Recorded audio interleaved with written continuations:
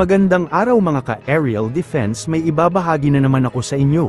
Dahil ngayong araw na ito ay may pag-uusapan tayo tungkol sa ating depensa, Pilipinas mag-aarkila ng mga barkong pandigma ng ibang bansa para i-deploy sa West Philippine Sea. Pero bago tayo magpatuloy, wag mo muna kalimutan mag-like, share and subscribe.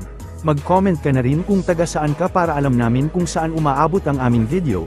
Bukas ang Pilipinas sa ideyang mag-arkila ng mga barko mula sa ibang mga bansa para palawakin pa ang ating presensya sa West Philippine Sea, paliwanag ni National Maritime Council spokesperson Alexander Lopez, na dati pang ikinukonsidera ng pamahalaan ang naturang suhestyon. Ayon pa sa opisyal na ito ay parang isang stopgap measure ito habang wala pa ang mga barkong pandigma ng ating bansa.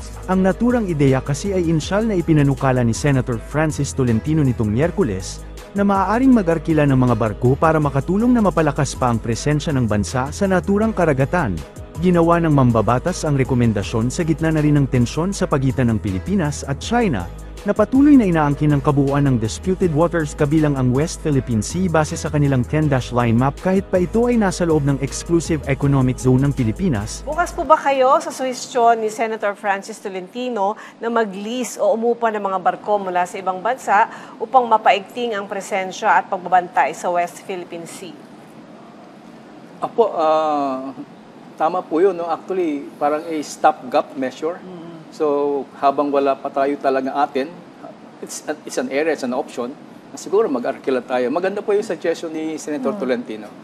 In fact, pinag-iisipan na po yun dati, no? Na para madagdagan yung ating barko, ay umupo muna kaya tayo. Hindi mo kailangan bumili. No, kasi mas ano ba to, cost efficient? Maybe. Or cost effective. Mas mura kasi. Kasi ibabalik mo rin. Hindi mo kailangan i-maintain. Ibinahagi ni Senador Francis Tolentino ang posibilidad na pagsusulong niya na magrenta ng mga barkong pandigma para bantayan ang mga isla ng Pilipinas sa West Philippine Sea, sa kapihan sa Manila Bay. Sinabi ni Tolentino na mas malaki ang matitipid ng bansa sa oras na umarkila ito ng mga kinakailangang barkong pandigma. Paliwanag pa ng mambabatas, hindi hamak na mas mabilis din ang magiging deployment ng bansa lalo na ngayong umiinit ang tensyon sa nasabing lugar. Dagdag pa ni Tolentino na napag-aralan na niya ang naturang sistema at may impormasyon na rin aniya siya kung saan at sino ang mga kakausapin para sa lease agreement ng mga barkong pandigma ng bansa. Ang concept ko is not just procurement. Ang concept ko is to lease. Halimbawa, kayo, pwede naman kayong hindi bumili ng kotse, umarkila na lang eh. The same convenience. Mas mura. Maintenance, hindi na.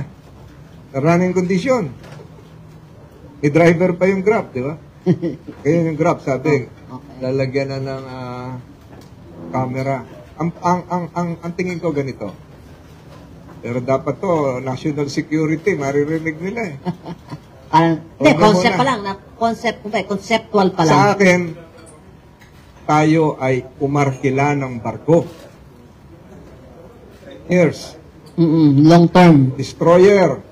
Frigates. Submarine nga tayo ngayon. Kahit aircraft carrier. French may offer sa atin, di ba? ODA. Ang France, merong isa silang barko, search nyo. Tsaka submarine na ino-offer nila. Mag-search kayo, isang barko ng France, hindi kanila.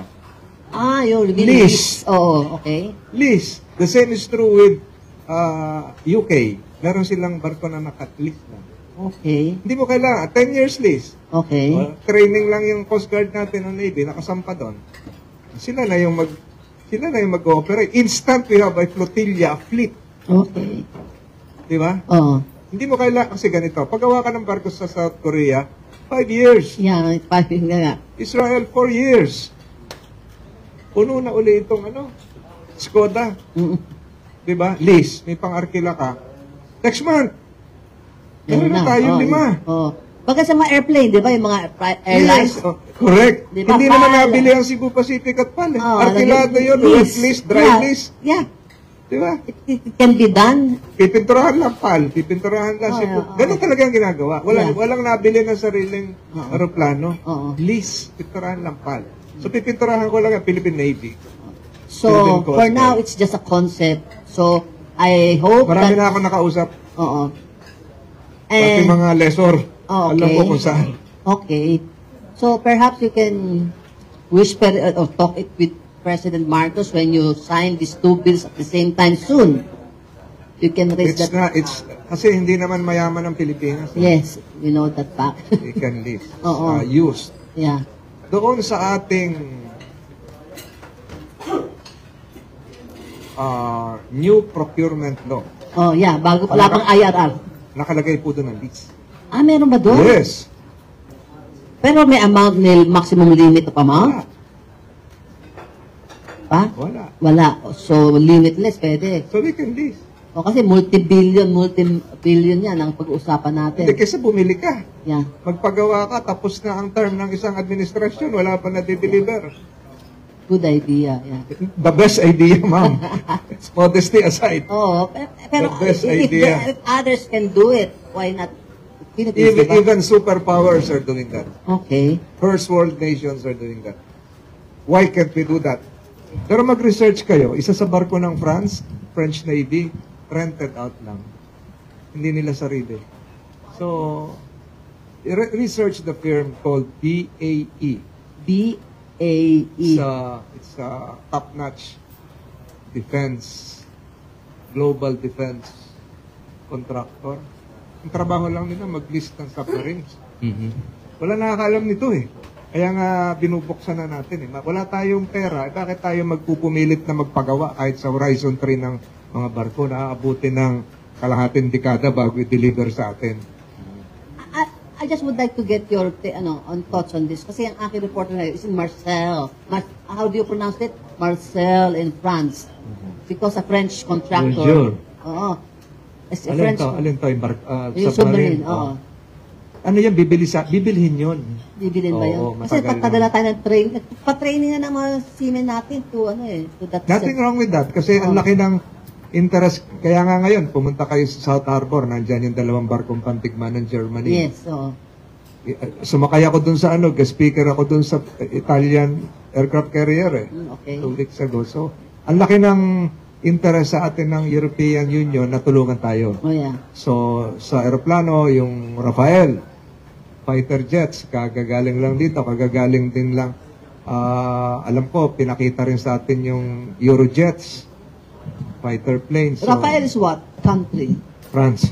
France din. Para sa mas madaming update tungkol sa ating depensa, paki-follow at like muna ng aming page na nasa description na ang link. Huwag mo na rin kalimutan mag-like, share and subscribe. Pindutin mo na rin ang bell para updated kayo sa aking mga bagong video. Maraming salamat po.